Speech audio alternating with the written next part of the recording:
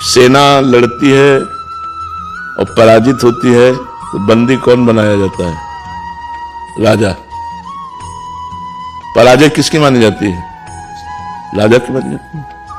सेना अगर विजयी हुई तो जय किसकी मनाई जाती है? बस ये जो इंद्रियों का और मन का गलत या अच्छा करना है उसका परिणाम आत्मा के ऊपर जाएगा। वो राजा है, उसको भोगना पड़ेगा। अगर इंद्रियां गलत है तो सुअर कुत्ता आदि दुर्गति को वही आत्मा प्राप्त होगी।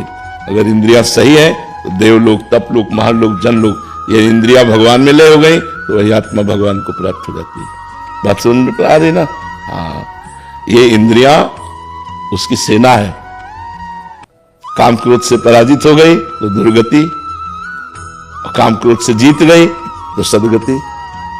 तो भगवान ने ये तो कहा मयि एव मन आदत्स्व मयि बुद्धि निवेश है, तो निवेश मयि एव अत उद्धव न संशया। तुम अपने मन और बुद्धि को मेरे में लगा दो तो मेरे में निवास करोगे, इसमें कोई संशय नहीं है। लगाओ मन बुद्धि को प्रभु में लगाओ, नहीं लगाओगे तो दुर्गति को प्राप्त होगे। क्योंकि मन बुद्धि अगर प्रभु में नहीं लगेंगे तो भोगों में लगेंगे, गलत आचरणों में लगेंगे तो उनकी दुर्गति तो पक्की है। तो मन बुद्धि की दुर्गति क्या है?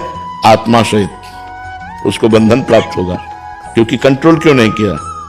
राजा के हुक्म से ही सेना आक्रमण करती है। अगर सेना कमजोर हुई तो राजा कमजोर माना जाता है, और सेना बलवान हुई तो राजा बलवान माना जाता है। ऐसे ही हमारी इंद्रियां यदि भोगों में गई और परास्त हो गई तो हमारी दुर्गति पक्की